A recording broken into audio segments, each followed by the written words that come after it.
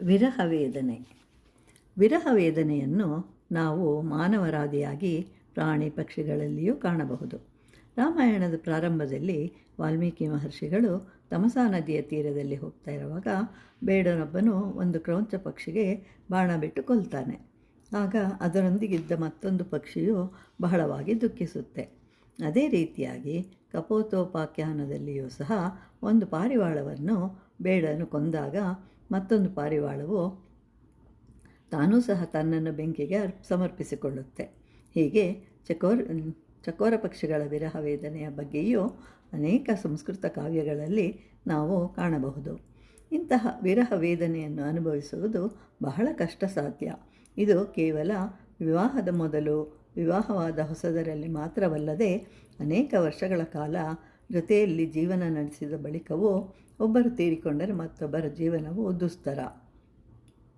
ಯಾಕೆಂದರೆ ವಿವಾಹವಾದಾಗಿನಿಂದಲೂ ಅನೇಕ ವರ್ಷಗಳ ಕಾಲ ಒಬ್ಬರನ್ನೊಬ್ಬರು ಹೊಂದಿಕೊಳ್ಳುತ್ತಾ ಜೀವನವನ್ನು ಸಾಗಿಸ್ತಾ ಇರ್ತಾರೆ. ಒಬ್ಬೊಬ್ಬರನ್ನು ಇನ್ನೊಬ್ಬರು ಅವಲಂಬಿಸಿರುತ್ತಾರೆ. ಒಮ್ಮೆಲೆ ಇಬ್ಬರಿಗೂ ಏನಾದರೂ ಅನಾಹುತ ಸಂಭವಿಸಿದಾಗ ಅಥವಾ ಮರಣ ಸಂಭವಿಸಿದಾಗ ಉಳಿದ ಒಬ್ಬರೇ ತಮ್ಮ ಜೀವನವನ್ನು ಕಳೆಯಬೇಕಾದಾಗ ಬಹಳ ಧೈರ್ಯದಿಂದ ಆ ಸಮಯವನ್ನು ಎದುರಿಸಬೇಕಾಗತ್ತೆ. ಒಬ್ಬ ಯುವಕ ಅವನ ಪ್ರೇಯಸಿ ಕಾಣದೇ ಇದ್ದಾಗ ಬಹಳ ವಿರಹ ವೇದನೆಯಲ್ಲಿರುವಾಗ ಅಲ್ಲಿಗೆ ಒಂದು ಹಂಸ ಬರುತ್ತೆ. ಆಗ ಅವನು ಅದನ್ನು ಹಿಡಿದುಕೊಂಡು ನೀನು ನನ್ನ ಪ್ರೇಯಸಿಯನ್ನು ಕದ್ದಿರುವೆ ಅಂತ ಹೇಳ್ತಾನೆ. ಹಂಸ ಪ್ರಯಚ್ಛಮಿ ಕಾಂತಾಂ ಗತಿಸ್ತಸ್ಯಾಹ ತ್ವಯಾ ಹೃತ ಸಂಭಾವಿತೈಕರೇ ದೇಶೇನ ದೇಯಂ ಯದಪಿ ಯುಜ್ಯತೆ ಅಂತ ಹೇಳ್ತಾನೆ.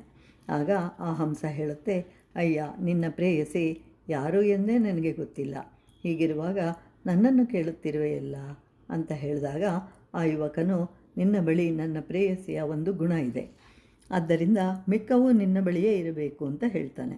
ಏನದು ಎಂದು ಹಂಸ ಕೇಳಿದಾಗ, ನಿನ್ನ ನಡಿಗೆ ನನ್ನ ಪ್ರೇಯಸಿಯ ನಡಿಗೆಯಂತೆಯೇ ಇದೆ, ಅದನ್ನು ನೀನು ಅವಳಿಂದ ಕದ್ದಿರುವೆ, ಆದ್ದರಿಂದ ಮಿಕ್ಕ ಗುಣಗಳು ನಿನ್ನ ಬಳಿಯೇ ಇರಬೇಕು ಅಂತ ಹೇಳ್ತಾನೆ. ಯಾಕಂದರೆ ಒಂದು ವಸ್ತು ಇದ್ದರೆ ಮಿಕ್ಕ ವಸ್ತುಗಳು ಅವನ ಬಳಿಯೇ ಇದೆ ಅಂತ ಹೇಳಿ ಅರ್ಥ.